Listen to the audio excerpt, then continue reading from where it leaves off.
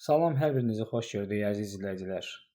EFAM Akademiyinin tarix müəllimi Faiq Hüseynov söz verdiyimiz kimi artıq mövzu izahlarına başlayırıq.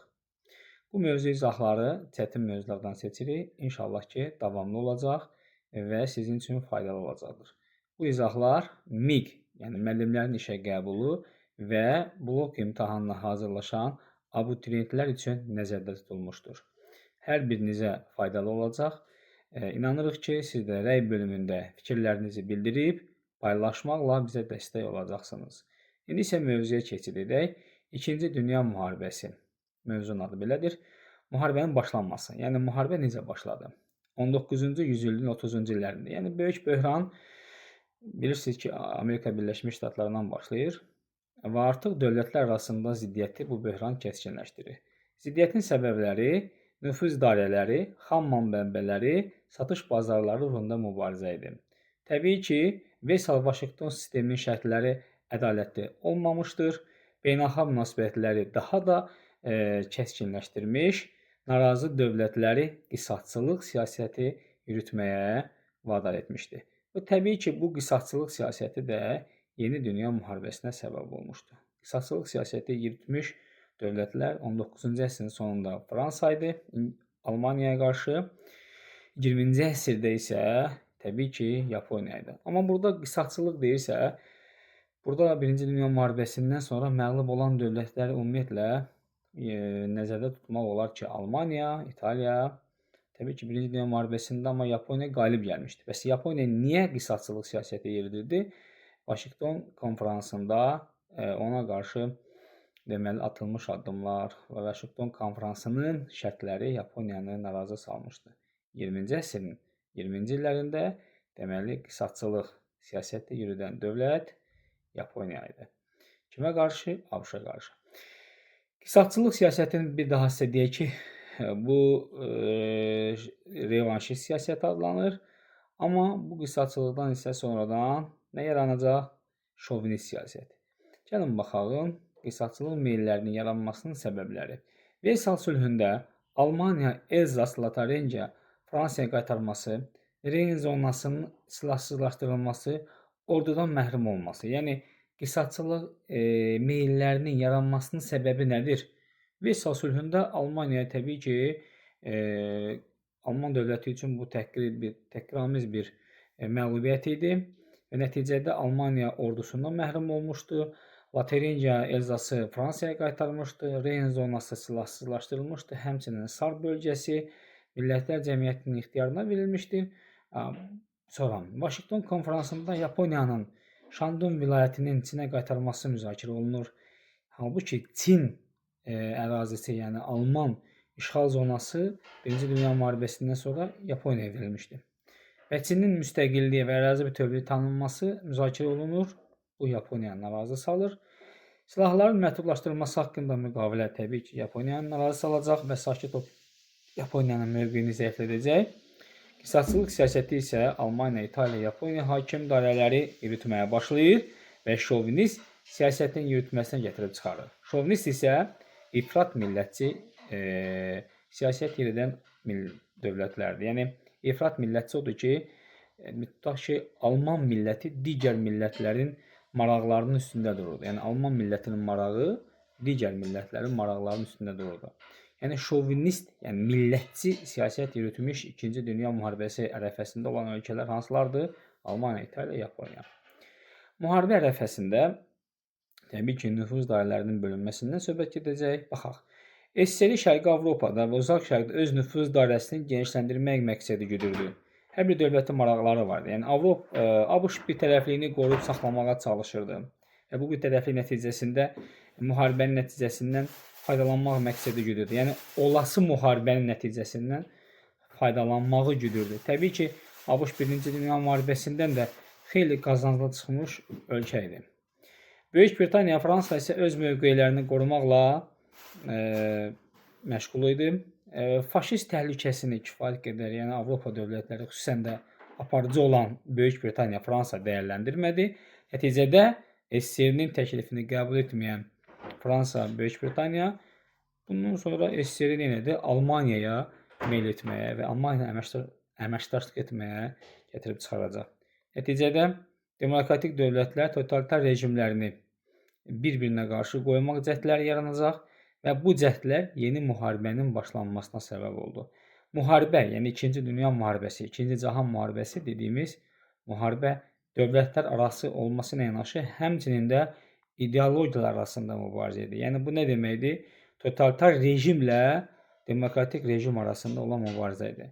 Müharibənin başlanması isə 1939-cu ilin sentyabrın 1-də Alman ordusunun Polşaya hücumu ilə 2-ci Dünya müharibəsi başlayır. Yəni həmin gün ilə Fransa, Böyük Britaniya, Almaniyaya müharibə elan edir.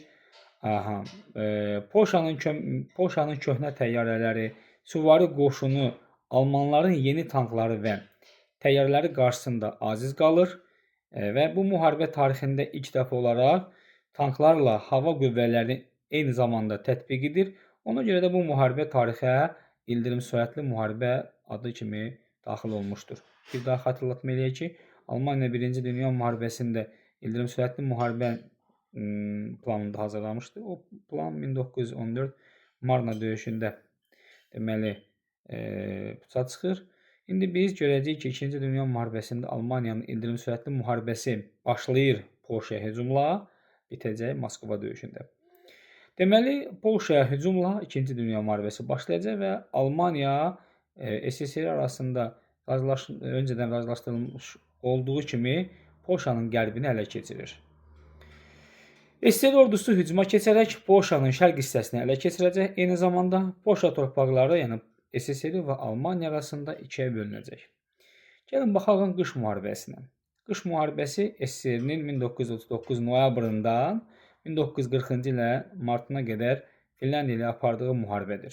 39 noyabrında SSR Finlandiyaya hücum edir və bunun nəticəsində SSR Millətlər Cəmiyyətindən çıxarılır. 1940-cı ilin martına dək davam edən qış müharibəsi SSR-nin istədiyi kimi nəticələnmir. Nəticədə SSR Baltik dənizi sahillərində bəzi əraziləri tutur. Finlandiya isə öz müstəqilliyini qoruyub saxlaya bilir bu müharibə nəticəsində. 40-cı illərdə isə SSR apardığı müharibə nəticəsində Baltik ölkələri olan Estoniya, Latviya, Litviyanı işğal edir. Besarabiyanı Rusiyadan, daha doğrusu Rumıniyadan geri alır və bununla da 1917-ci ilin fevralına qədər olan Rus imperiyasının qərb sərhədləri bərpa olunur. Qəribə müharibə dediyimiz müharibə 1939-un 1 sentyabrından 1940-cı ilin martına kimidir. Bu müharibə ona görə tarixə qəribə müharibə kimi düşür ki, Almaniyaya qarşı Böyük Britaniya, Fransa müharibə elan eləsə də, amma heç bir fəal hərbi əməliyyat aparmır. Ona görə də bu tarixə qəribə müharibə adı ilə düşmüşdür. 1940-cı ilin yazında isə Almaniya Danimarkanı və Norveçi işğal etməklə şimaldan öz təhlükəsizliyini təmin etmiş olur. Yəni Fransaya hücum edəndə artıq şimaldan öz təhlükəsizliyini təmin edir. Alman qoşunu bitərəf Hollandiya və Belçikanı işğal edir. Yəni 40-cı illərdə Alman işğalı hansılardır? Danimarkanı, Norveçi yazında işğal edir. Sonra isə Hollandiya və Belçikanı işğal etmiş oldu. Bunu yadda saxlayın. Dünçeri möcüzəsi dediyimiz möcüzə 1946-nın 26 mayından 4 iyununa kimi davam edən bir dövrü belə adlandırırıq. Bu nədir? İngiltərə fransız qoşunu Dünçerdə, yəni Fransa ərazisində Dünçer limanında mühasirəyə alınır. Amma Hitler gözlənilmədən hücumun dayandırılmasını əmr edir və əməliyyat yalnız hərbi hava qüvvələri tərəfindən aparılmasını istəyir. Hitlerin bu qərarı Böyük Britaniya ilə sülh bağlamaq niyyətində olması ilə əlaqələndirilir. Yəni bu onun Hitlerin tarixdə ilk strateji səhvi kimi qeyd edilir və hücum davam etdirildi, amma nəticəsində buna baxmayaraq hava hücumları davam etdirilir. Fransa uğrunda müharibə davam etdiriləcək. Paris 22 iyunda, yəni Paris daxil olmaqla demək olar ki, Fransa təslim olacaq. Almaniyanın, daha doğrusu Fransanın şimalı Paris daxil olmaqla Alman işğalı altına düşəcək. Cənubda isə, Almaniyanın cənubunda isə faşist hökuməti təşkil ediləcək. Saxlayırıq, iyunun 22-sində hücum edirlər Fransaya və nəticə etibarilə Fransa Almaniyanı işğal edir. Şimalda Paris daxil olmaqla Alman işğal altına düşür, cənubda isə faşist hökuməti təşkil olunur. Bir daha bunu yadda saxlayın. Dünçer möcüzəsində bildik. Yəni Dünçer möcüzəsi odur. Dünçer limanında İngilis-Fransız qüvvələri məğlub edilə bilərdi. Bu müharibə demək olar ki, tamamilə taleyini həll etmək olardı, amma Hitler bu müharibənin davam etməsini istəmədi.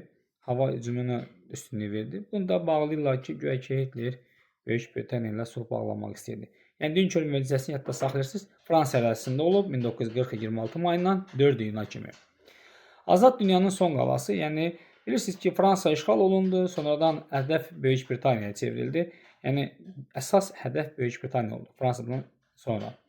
Alman hücumlarının qarşısı müqavimət, yəni təbii ki, Alman hücumlarının qarşısını müqavimət göstərən təkcə bir ölkə var idisə, o da Böyük Britaniya idi. Ona görə də bu dünyanın azad qalası, son qalası hesab olunurdu.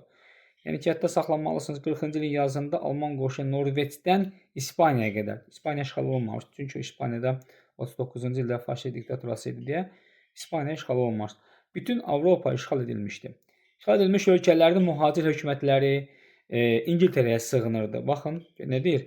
Azad dünyanın son qalası idi. Yəni İngiltərə yeganə ölkə idi ki, Alman işğalına qarşı həm havadan, həm də dənizdən müqavimət göstərə bilirdi və mövcud işğala məruz qalmış ölkələrin hökumətləri İngiltərəyə sığınmışdı. Ona görə də belə bu dünyanın son qalası hesab olunurdu 2-ci Dünya müharibəsi dövründə. Böyük Britaniyanın havadan və dənizdən daxil olmaq, işğal etmək istəyirdi Hitler. Böyük Britaniyanın hərbi dəniz donanması dənizlərdə öz üstünlüyünü saxladığı üçün hava hücumlarından istifadə etmək qərarına gəlir Almaniya. Böyük Britaniya aramsız hava hücumlarına məruz qaldı. Yeni yaradılmış radarların köməyi ilə, yəni radar aşkarlayıcı deməli vasitələrin köməyi ilə hava hücumunun qarşısını ala bildi və İngilis ordusunun ciddi müqaviməti Almaniyanın planlarını puça çıxardı və Almaniyanın ilk strateji məğlubiyyəti İngiltərə üzərində olur.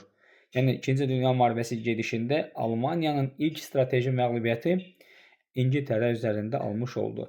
Hitler Almaniyası ilə mübarizədə ilk qələbə idi.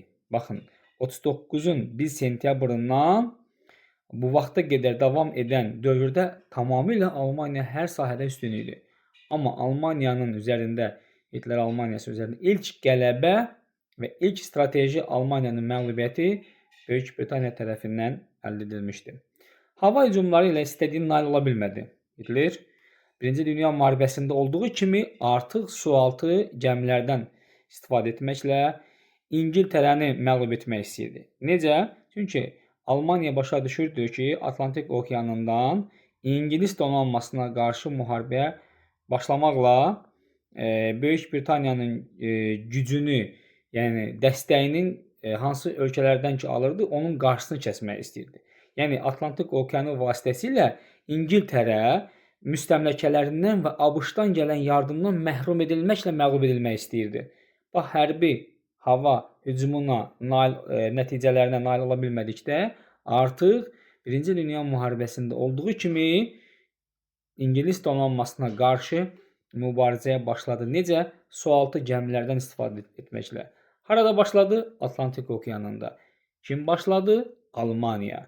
Nə üçün? Səbəb nədir? Niyə başladı? Atlantik okeanı vasitəsilə müstəmləkələrindən və ABŞ-dan gələn yardımdan məhrum olsun deyə. Artıq müharibənin genişlənməsini görəcəyik. Müharibə Afrikaya, yəni Şimali Afrika arasında keçid edir. Afrika arasının 40-cı illərdə müharibə meydana çevrilməsini görürsünüz. İtalyan ordusunun geniş miqyaslı hücum əməliyyatlarının başlamasını görürsünüz. Böyük Britaniya qoşunları İtaliyanın deməli Misirə hücumunun qarşısını alırlar. Hitler Alman korpusunu İtaliyanın köməyinə göndərsə də bir nəticə olmadı. Süveyş kanalını tutmaq cəhdləri Alman-İtalyan qüvvələri üçün uğursuz oldu. Yəni 1940-cı ildə Şimali Afrikada ümumiyyətlə hərbi əməliyyat meydanına çevrilir. İtalyan qüvvələrinin Misiri tutmaq istəyinin qarşısını Böyük Britaniya alır. Baxmayaraq ki, Hitler əlavə Alman korpusunda İtalyanlara köməyə göndərmişdi. Süveyş kanalını tutmaq cəhdləri nəticəsiz qaldı. Nə vaxt? 1940-cı ildə. Harada? Misirdə. Kim məğlub oldu? İtalyan və Alman qüvvələri. Kimə məğlub oldu? Böyük Britaniyaya. Deməli, Böyük Britaniyaya məğlub olan İtalyan-Alman qüvvələri bu məğlubiyyətin acısını çıxaracaqlar Böyük Britaniyadan. Haradan çıxartdılar? Yəni bu məğlubiyyətin qarşılıqsız qoymayacaqlar. Faşistlər Afrikadakı məğlubiyyətin əvəzini Balkanlarda çıxdılar. Necə? İtalyan ordusu Alman ərazisindən Yunanıstana hücum etdilər və ingilislərin kömək etməsinə baxmayaraq 1941-ci ildə İtalyan-Alman qüvvələri Üçlər Paktı 1940-cı ilin sentyabrında Berlində Almaniya, İtaliya, Yaponiya arasında Üçlər Paktı imzalanır. Buna diqqət edirik. Üçlər Paktı. Deməli, Üçlər Paktında nəzərdə tutulurdu. Yaponiya Avropada yeni nizamın yaradılmasında Almaniya və İtaliyanın rəhbərliyini tanıyır və hörmətlə yanaşırdı. Yəni, Yaponiya Avropada Almaniya və İtaliyanın işğalını tanıyırdı.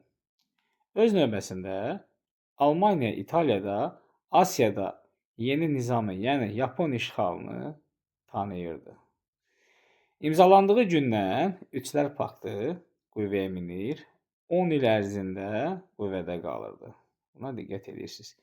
Dövlətlərdən hər hansı biri mövcud müharibədə iştirak etməyən, bax buna diqqət edin.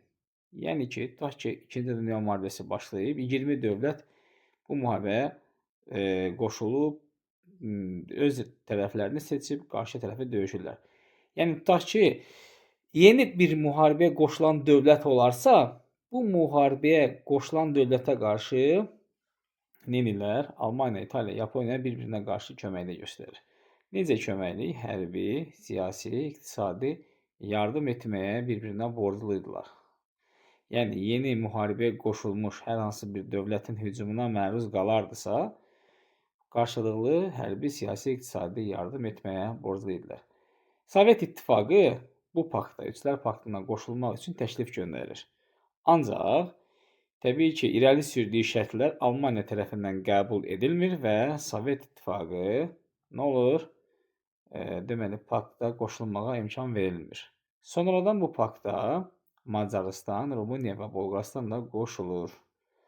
Almaniyanın SSR-yə hücumu, diqqət edirik, Almaniyanın SSR-yə hücumu Avropanın şəriksiz hökmranlıq, Avropada Almaniya şəriksiz hökmranlıq etmək istəyirdi. Diqqət edin, şəriksiz hökmranlıq etmək üçün Almaniya SSR-yə müharibə etmək və kommunizmi ləğv etmək, Sovet İttifaqının təbii resurslarını ələ keçirmək istəyirdi ki, sonradan Böyük Britaniyanı da məğlub edə bilsin. Bax, görürsünüzmü? Sovet İttifaqı darmadağın etməklə Böyük Britaniyanın taleyini həll etmək istəyirdi. 41-in 22 iyununda Almaniya Barbarossa planına əsasən SSR-yə hücum etdi. Yəni, Almaniyanın SSR-yə hücum planı Barbarossa adlanır. Bunu yadda saxlayın. İldırım sürətli müharibə strategiyasına əsaslanan Alman qoşunları qışa qədər, yəni 1941-in payızına qədər, yəni Arxangelski, Həştərxan xəttini tutmaq istəyirdilər. İngiltərə məğlub edilmədən SSR-yə qarşı müharibə Hitlerin böyük səhvi idi. Bax, bunu xüsusi diqqətdə yadda saxlayın. SSR-nin müharibəyə hazır olmaması Almanların sürətlə irəliləyib Moskvaya yaxınlaşmasına səbəb oldu. Yəni, sual yarana bilər ki, sizdə Alman qoşunları niyə tez bir zamanda gəlib Moskvaya çatdılar? SSR müharibəyə hazır deyildi və Almanlar sürətlə irəliləyə bilirdilər. Onun üçün. Aydın oldu. Alman qoşunu 3 ay ərzində Ukrayna, Belarusiyanı işğal edir. Unutmursunuz. Ukrayna Belarusiyanı işğal edir.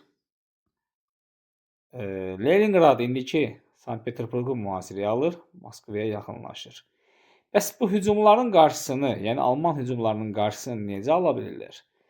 Qışın gəlişi təchizatın, yəni Alman qoşunu texnika ilə, geyimlə, ərzaqla təminat, silahla, sursatla təminat zəifləyir. Və Sovet xalqı həm də ki, çox güclü müqavimət göstərir.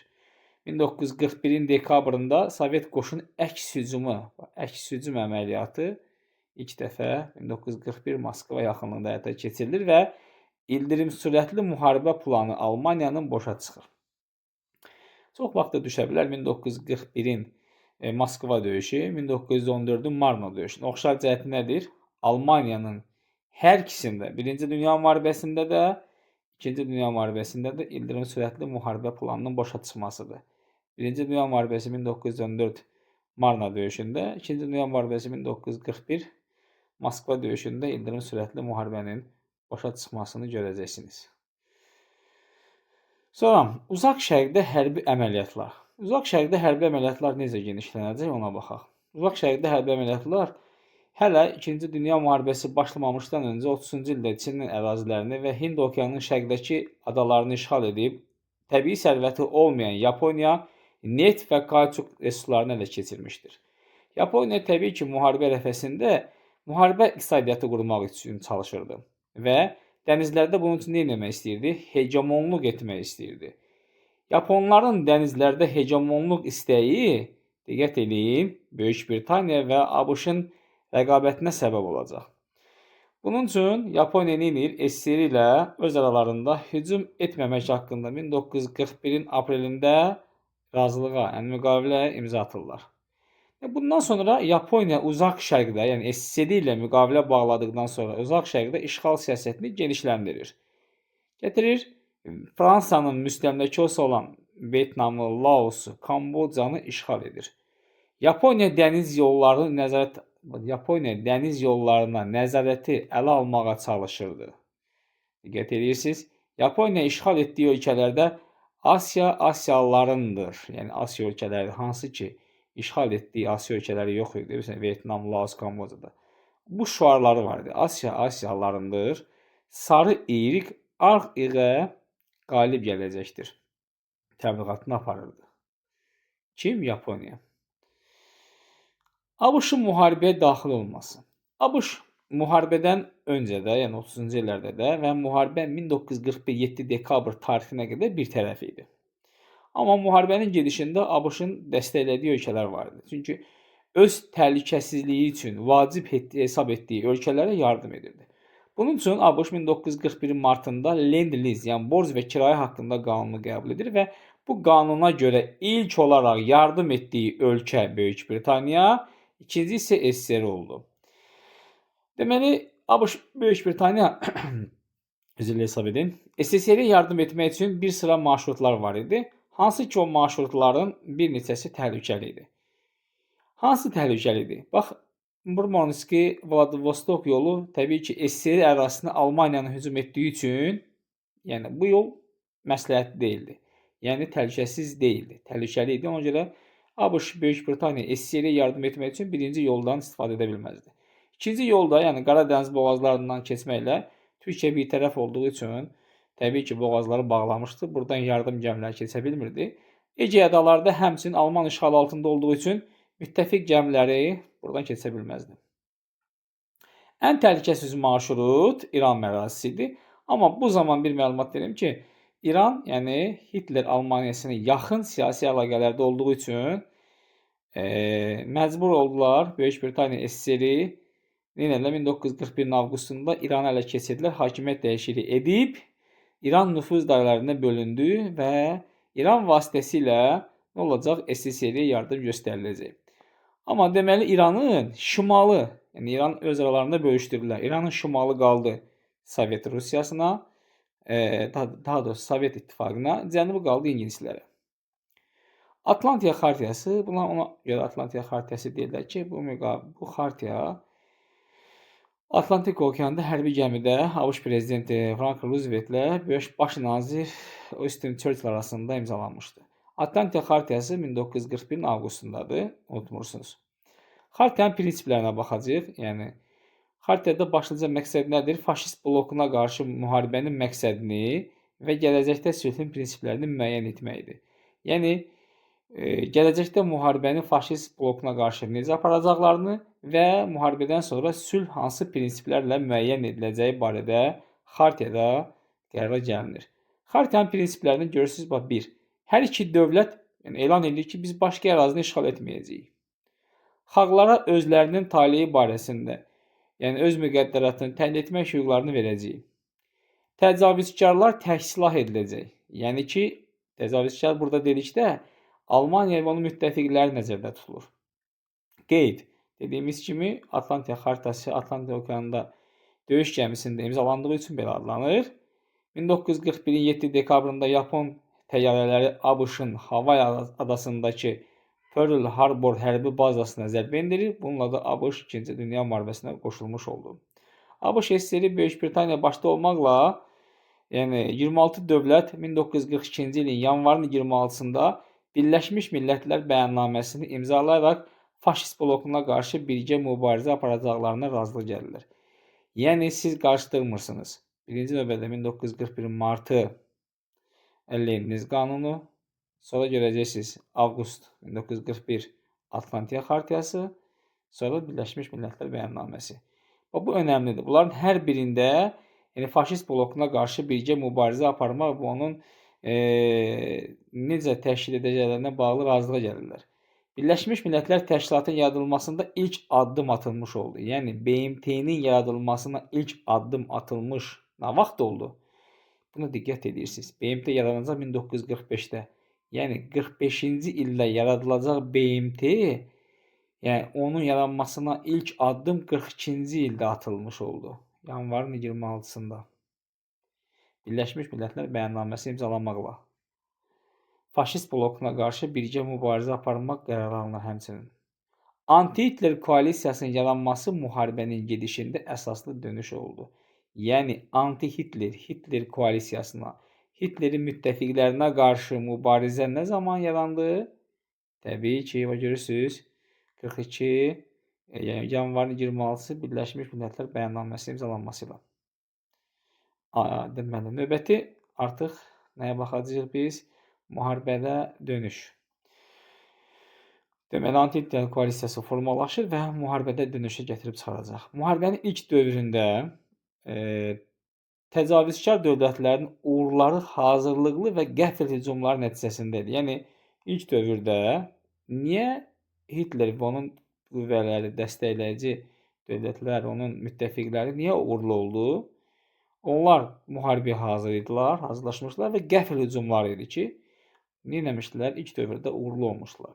42-ci ilin əvvəlləri faşist blokun ən üstün dövrüdür. Yəni 42-ci ilin əvvəlləri, yanvar, fevral ayları artıq görürsünüz ki, faşist bloku ən zirvədə, ən uğurlu dövrlərini yaşayırlar. Stalin Almaniyanın Avropada iki cəbhədə vuruşmağa məcbur etmək üçün 42-ci ilin Avropada ikinci cəbhənin açılmasını istəyir. Baxın, Stalin Avropada ikinci cəbhənin açılmasını 42-də istəyir. Amma ABŞ İngiltərə ikinci cəbhənin açılması üçün şərtlərin uyğun olmadığını irəli sürərək Almaniyaya qarşı yalnız hava hücumlarından istifadə edirlər. Yəni 42-ci ildə ikinci cəbhənin açılmasını qəbul etmirlər. Müttəfiqlərin ikinci cəbhəni açmaması, görürsünüz, açmaması Almaniyanın SSR-yə qarşı hücum əməliyyatlarının genişləndirməsinə səbəb oldu. Yəni ikinci cəbhə yoxdur, əsas hədəf SSR-dir. 42-ci ilin yazında Qafqazı və Balkan, daha doğrusu Bakı neftini ələ keçirmək üçün hücuma başladı. Yadda saxlayın, 42-ci ildə Qafqazı və Bakı neftini ələ keçirmək üçün hücuma başlayır. Alman qoşunu Volqa çayına çatır, Stalingradı mühasirəyə alır, Şimali Qafqazın bir hissəsi işğal edilir. Sovet ordusunun əks hücumu nəticəsində mühasirəyə alınan Alman ordusunun böyük qruplaşması 1943-cü ilin fevralında təslim oldu və Stalingrad döyüşü ilə Sovet-Alman cəbhəsində əsaslı dönüş baş verdi. Bax, əsaslı dönüş baş verir nə vaxt? Bax, bunu yadda saxlayın. Əsaslı dönüş 1943-cün fevralında Stalingrad döyüşü ilə. Bax, bunu unutmursunuz. Cəbhə xəttində cəbhə xəttinin uzanması nəticəsində ordunun təchiz edilməsi və insan itkilərinin əvəz olunması çətinləşdi. Yəni, almanlar bir çox cəbhədə mübarizə aparır və ordunu lazımi vaxtda təchiz edə bilmir və insan itkilərini əvəz edə bilmir. Nəticədə artıq nə olur? Yəni, müharibədə, döyüş bölgəsində itkilərə və geriləməyə başlayır. Artıq nə edəcək? Baxacaq. 1942-nin yayında Midway döyüşü. Yapan ordusu məğlub oldu. Bundan sonra Yapan ordusu Sakit Okeanda hücum əməliyyatına başlaya bilmədi. Bunu yadda saxlayın. Hansı döyüşdən sonra? 1942-nin yayında Midway döyüşündən sonra. 42-nin payızında, bu artıq payızındadır. Xronologiyalar düşə bilər, ona görə xüsusi olaraq nişanlayıram. Şimali Afrikadakı İngilis ordusu El Alamein döyüşü. El Alamein döyüşü 42-nin payızı. Midway döyüşü 42-nin yayında, yadda saxlayırsınız. Döyüşündə Alman-İtalyan qoşunları darmadağın edildi. El Alamein döyüşündə İngilis və ABŞ qüvvələri tərəfindən. 43-cü ilin yayında Kurskda baş verən döyüşdə Sovet ordusu qalib gəldi. Bununla da Sovet-Alman cəbhəsində əsaslı dönüş başa çatdı. Bax, əsaslı dönüş baş verdi Stalingrad döyüşü ilə. Sovet-Alman cəbhəsində əsaslı dönüş başa çatdı Kursk döyüşü ilə. Unutmuruq. 43-cü ilin Şimali Afrikada Atlantik okeanında gedən döyüşlərdə də üstünlük müttəfiqləri, yəni Böyük Britaniya, ABŞ-ın əlinə keçir. Bütün bunlar faşist blokunun böhranına səbəb olur. Yəni 42-ci ilin sonlarına yaxın və 43-cü il gedən döyüşlər faşist blokunun böhranına səbəb olur. 43-cü ildə müttəfiqlərin, yəni ABŞ İngiltərənin Siciliya adasına qoşun çıxarması nəticəsində İtaliya təslim olacaq, Mussolini devriləcək və həmçinin deməli müttəfiqlərin təhriki ilə, tələbi ilə İtaliya Almaniyaya qarşı müharibə elan edəcək 43-cü ildə. Bunu yaddan çıxarmırsınız. İkinci cəbhənin açılması. Sovet-Alman cəbhəsində əsaslı dönüş başa çatdıqdan sonra, yəni 43-cü ildə, Kursk döyüşündən sonra, deməli, faşist blokuna qarşı ittifaqın üç böyük, yəni böyük üçlük dediyimiz dövləti, SSR, ABŞ və İngiltərə. O zaman SSR-ni Stalin, ABŞ-ı Roosevelt, İngiltərəni isə Churchill təmsil edirdi. 43-cü ilin sonlarında, yəni dəqiq desək noyabr ayındadır, Tehran konfransında Avropada Almaniyaya qarşı ikinci cəbhənin açılması qərarı alındı. Yəni ikinci cəbhənin açılması qərarı alındı 43-cü ilin Tehran konfransında. Yadda saxlayırsınız. Nəticədə, yəni 43-cü ildə qərara alınan ikinci cəbhənin açılması 44-cü ilin iyunun 6-sında müttəfiq qoşunlar, yəni ABŞ, İngiltərə və hansı ki Fransanın mühacir hökuməti olan Charles de Gaulle'un başçılıq etdiyi fransız qoşunu Şimali Fransaya, Normandiyaya qoşun çıxardılar və Parisə daxil oldular. 44-cü ilin sonunda artıq Fransa tamamilə faşist işğalından azad olmuş, yəni Alman ordusundan azad olunmuşdu. 44-cü ildə Sovet ərazisi Alman ordusundan azad edilir. Sual düşə bilər ki, 44-cü ildə artıq bilirsiniz ki, müttəfiqlər tamamilə Alman və onun müttəfiqləri üzərində tamamilə üstünlüyü ələ alıb Fransanı və azad edirlər. Sovet ərazisindən Alman ordusu azad olunur.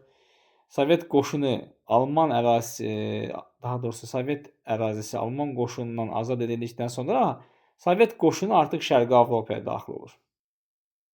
44-cü ildə ABŞ qoşunları Yapon işğalı altında olan bir sıra əraziləri azad edərək dəniz yollarına nəzarət ələ keçirdi. Ümumiyyətlə, bu hadisədən sonra Yaponlar dənizlərdə hər hansı bir əməliyyat apara bilmir.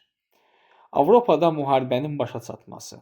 45-ci ilin fevralında qərbdən və şərqdən Almaniya ərazisindən müttəfiqlər daxil oldular. Artıq Almaniyanın taleyi həll olunur.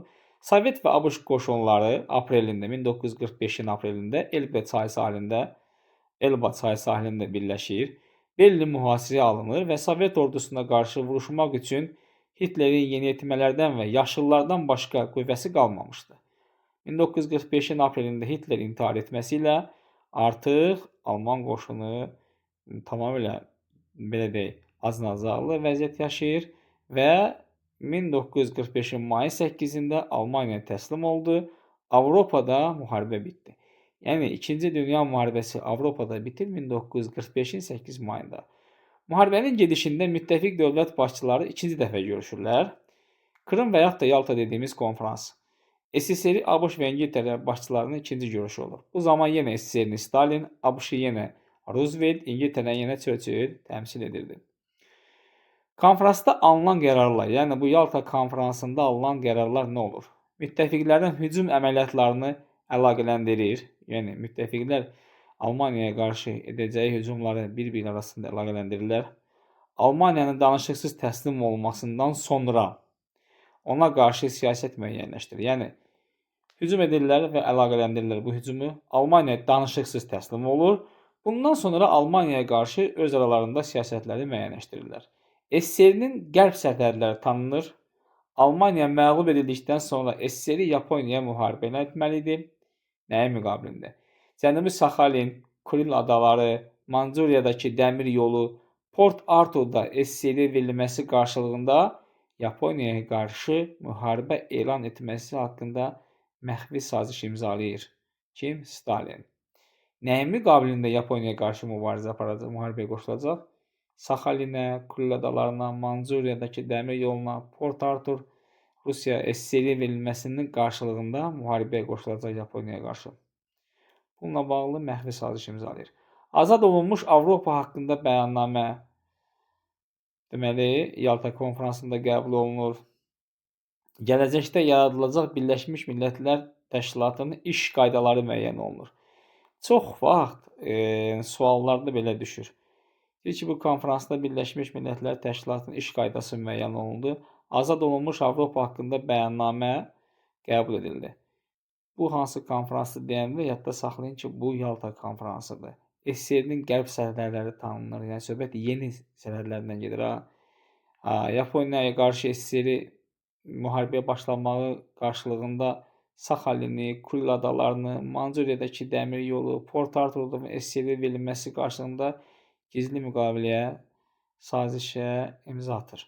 Yəni bu hansıdır? Yalta konfransının qərarlarıdır. Bunu yaddan çıxarmırsınız. 45-ci ilin yayında Potsdamda SSR, ABŞ və İngiltərə başçılarının 3-cü konfransı oldu. Bu konfrans artıq bir çox məsələləri müəyyən edəcək.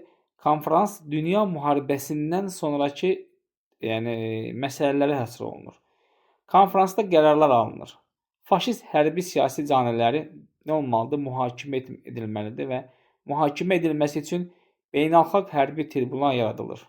Bax, faşist hərbi siyasi caniləri mühakimə etmək üçün beynəlxalq hərbi tribunal. Deməli, hansındadır? Potsdam konfransındadır.